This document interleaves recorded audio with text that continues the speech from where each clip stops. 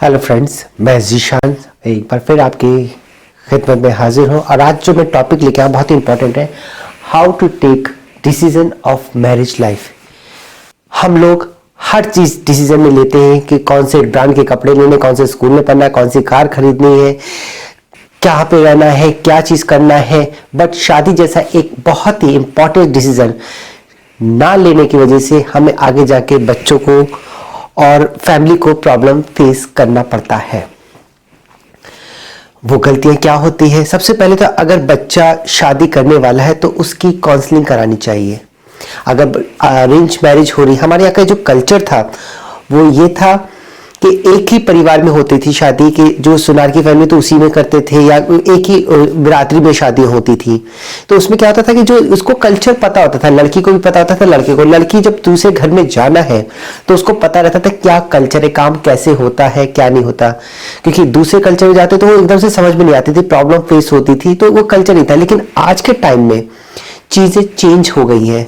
आज के टाइम में पूरी दुनिया चेंज हो गई है। हमें नहीं पता कि बच्चे आगे कौन सी फील्ड में जाएंगे, क्या करेंगे।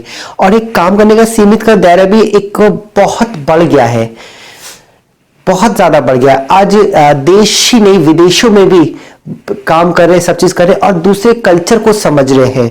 तो उसके अकॉर्डिंग जब शादियां होती तो हमें देखना होता है कि आप बच्चे उसको एडजस्ट कर पाएंगे, कैसे करना है, किस बुनियाद पे शादी कर रही है। और एक सबसे पहले इंपॉर्टेंट चीज होती है जो लालच होता है। जिस रिश्ते में लालच आता है वो शादी कभी बरकत नहीं करती है। कई तरीके से हो सकता है। लालच होता है कि लड़का बहुत अच्छा रिच है, शादी कर लो, या लड़का बहुत अच्छा कमाता है, शादी कर, या लड़की बहुत सुंदर है, शादी कर लो। हमने उनकी एक पर्सनैलिटी को कभी देखा ही नहीं, क्या दोनों पर्सनैलिटी मेल खाती है। जैसे मैं एक बताना चाहूंगा, जैसे चीनी और पानी दोनों अलग अलग चीजें, दोनों को जब मिलाते हैं तो मिक्स हो जाते हैं। बट अगर हम पानी और तेल को मिक्स करना चाहेंगे वो नहीं होगा। उसको हम मिलाने की कोशिश करेंगे, वो बिल्कुल मैच ही नहीं हो पाएगा। क्यों? इसी तरह हर इंसान का एक अपनी मैग्नेटिक फील्ड होती है, अपना एक ऑरा होता है। जब वो दूसरे के साथ मैच करता है, कुछ लोग मिलते हैं तो ऐसा लगता है इससे बात करके आपको अपना बहुत अच्छा फील होता है, आप बहुत अच्छा फील करते हैं। कुछ होते हैं कि उसमें हमारा दम घुटने लगता है। पर्सन वो अच्छा है, बस क्या होता है, पर्सनैलिटी नहीं मिलती है। चाहे आप उसे चक्र का खेल कहें, कुंडली का कहें, जो भी कहें, हमें ये सब चीजें देखनी चाहिए।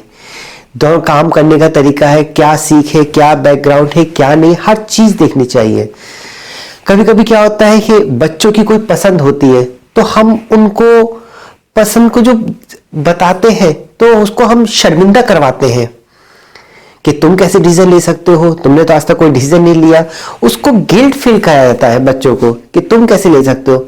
हमें आइडिया नहीं कि बच्चे भी अच्छा डिसीजन ले सकते हैं, क्योंकि हमने जो एक डिसीजन मेकिंग कैपेसिटी, जो एक स्किल्स होती है, बच्चों को सिखाई नहीं है कि कैसे डिसीजन लिया जाता है। प्रॉब्लम्स को सॉल्यूशन करो। कभी कभी क्या होता है कि हम देखते हैं कि बच्चे कहीं फ्रेंडली हो रहे तो उसकी जल्दी से शादी कर देते, ऐसा ना हो किसी और कम्युनिटी में जाके शादी कर ले, और उस जल्दबाजी में हम गलत डिसीजन ले लेते हैं। और उसका प्रॉब्लम्स क्या होता है, और उनको दिखाते कि अगर तुमने लिया है तो चांसेस है ज्यादा गलती करने के, हम लेंगे तो ज्यादा हम बहुत मैच्योर है, एक्सपीरियंस है, हमारे डिसीजन ज्यादा सही हो गए। पर ऐसा नहीं होता, क्योंकि उस टाइम का कल्चर अलग था, आज की सोच अलग होती जा रही है। सब चीज चेंज हो रही है और हमें दुनिया जैसे चेंज हो रही है ऐसे हमें भी भरोसा रखना है कि हमारे बच्चे जो आज है वो कल बदलते जाएंगे, दुनिया के हिसाब से बदलते जाएंगे। हमें अपनी सोच को बदलना है, सब चीज करना है, बच्चों के प्रॉब्लम्स को सॉल्व करना है कि बच्चों की क्या हो रही है, ऐसी परवरिश देनी है कि बच्चे देखें क्या कर रहे क्या नहीं कर रहे। शुरू में हम ध्यान नहीं देते, जब प्रॉब्लम बिगड़ जाती तब हम ओवर रिएक्ट करते या उस पर सितम करते हैं बच्चों के ऊपर। तो हमें बच्चों की काउंसलिंग सबसे पहले बहुत जरूरी होती है कि बच्चों की काउंसलिंग करें। कभी कभी क्या होता है कि बच्चे किसी डिसीजन की वजह से कहीं ऐसे फंस जाते हैं, वो डिसाइड करते हैं हम शादी नहीं करेंगे। कुछ टाइम तक उन पे फोर्स करते हैं, फिर हम उन पे छोड़ देते हैं कि अरे ठीक है बच्चा शादी नहीं करना चाहे, हम क्या करें। लेकिन एक टाइम के बाद जब चीजें चेंज होती है तो प्रॉब्लम्स क्रिएट हो जाती है। तो हमें एक प्रॉपर, हम ये प्रॉब्लम्स को समझते नहीं है, एक प्रॉपर काउंसलिंग की जरूरत होती है कि आप उनकी काउंसलिंग कराएं, कैसे वो प्रॉब्लम को सॉल्व करें। और हम हर इंसान हर चीज में एक्सपर्ट नहीं हो सकता, तो उसको उस बच्चों की प्रॉब्लम सॉल्व करे। बच्चे क्या है, कहाँ प्रॉब्लम्स हो रही है, क्यों हो रही है, एक दूसरे को जहां वो शादी करना चाहते हैं या आप जो कराना चाहते हैं, दोनों जो भी चीज है उसको बैठ के देखें। पर्सनैलिटी है उनकी, क्या पर्सनैलिटी है, काम करने की सोच, क्योंकि सोच की होती है कि अब एक शुरू में जब शादी होती तो कोई प्रॉब्लम्स नहीं होती है, बहुत अच्छा होता है। लेकिन जब दो ह्यूमन बीइंग आपस में मिलते हैं, एडजस्टमेंट होता है, तब तकरार होती है।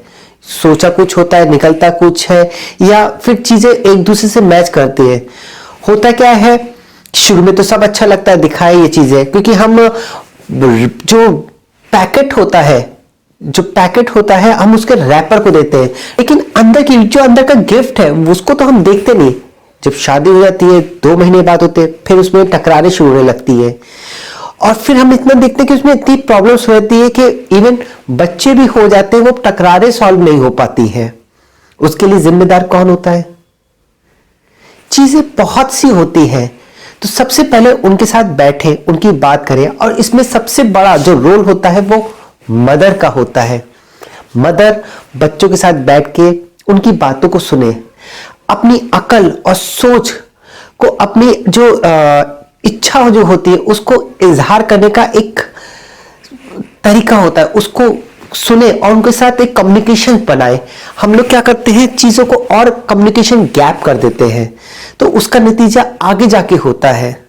लालच में ना देखें कि नहीं मुझे खाली पढ़ी लिखी चाहिए, आप इसको समझिए। आप बच्चों को साथ में लाइफ करनी है तो उन दोनों को समझने का टाइम दें, दोनों को देखें कि दोनों समझे, चीजें समझे, क्या क्या चीज है, कैसे करना है, और उनको चीजों को समझाएं। मैं ये शादी जैसे डिसीजन होता है समझ में नहीं आता, बाद में आता है कि ये तो बहुत बड़ी रिस्पॉन्सिबिलिटी है। और फिर होता है कि जो शादी करने का तुम्हें लगता है इतना बड़ा डिसीजन उन्होंने क्यों किया, शादी क्यों करी, इतना अच्छा रिश्ता का, लेकिन उनको समझ में आता है कि मतलब इतनी अच्छी लाइफ चली थी, इतनी तो इतने प्रॉब्लम्स फेस होने लगी। मैं देखता हूं जो कुछ लोग शादी करने के बाद एकदम बहुत परेशान रहते हैं, और कुछ ऐसे हैं जो शुरू में उन्होंने डिसाइड किया शादी करके, बाद में शादी नहीं होती तो वो बहुत परेशान होते हैं। इसमें आपको देखना पड़ेगा, आपको मिलना पड़ेगा, लोगों को समझना होगा प्रॉब्लम्स का है। हम प्रॉब्लम्स को रूटते नहीं जाते और आगे चीजें देखने लगते हैं। कभी कभी क्या होता है कि डिसीजन बहुत तेज ले लेते हैं हम लोगों ने, मतलब कोई ब्रेकअप हुआ, कुछ चीज हुआ, और सडनली कहते हैं अच्छा तुरंत हमने कर ली कि तुम शादी कर रहे हो, ये चीज करने लगे। आप उस पहले वाले रिश्ते से आप बाहर निकले नहीं हो, दूसरा कर रहे हैं आप, एक दो ही लोग की नहीं, 2 परिवारों की लाइफ खराब करने लगते हैं। कभी कभी हमारे कल्चर में ये होता है कि बच्चा पैदा हुआ नहीं, पहले दिखा दे ये हमारे घर का दामाद है, या हमारे ये बहू है, और वो 5-6 साल की बच्ची है, उसमें वो उनको एक बहू दिखाने देती है। पहले बचपन में रिश्ता तय कर देते हैं कि तुम्हें यहाँ पे आना है, ये हमारे बहू की है। और एक औरत जब जाती है तो उसको एक बच्ची नहीं दिखाई देती, एक उसको अपनी बहू दिखाई देती है। वो उसके लिए कभी चूड़ियां लेके जाती है और गिफ्ट लेके जाती है, सेम लड़के के लिए सूट आते हैं, ये चीजें, उनको बच्चा नहीं दिखाई देता, बच्चा तो ना समझ है, और उसको अपने घर का दामाद दिखाने लगता है। फिर धीरे धीरे टाइम मैच्योर होने लगता, चीजें समझ आती है। जब बच्चा मैच्योर हो जाते हैं तब उनको समझ में आता है कि वो अपनी अकल के हिसाब से डिसीजन लेते हैं कि नहीं हमें शादी नहीं करनी। तो ये जाती होती है, आपने एकदम से कर दिया, क्योंकि उन्होंने पूरी कई सालों से एक कमेटी बनाई थी, उस पर इन्वेस्टमेंट किया था, सब चीज किया, और एक सडनली चीजें हो जाती है। तो चीजों को करना होगा, चीजें चेंज हो रही है, आपको भी चेंज करना होगा। और बच्चों को जो सोचने की शक्ति है वो बढ़ाए, मैच्योर, बच्चों को मैच्योर बनाए।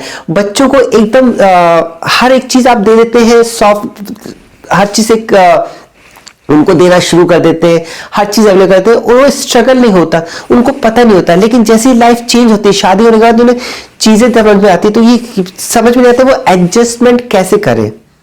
शादी के लिए कभी भी फोर्स ना करें कि तुम्हें यहां करने, किसी चीज के लिए फोर्स ना करें।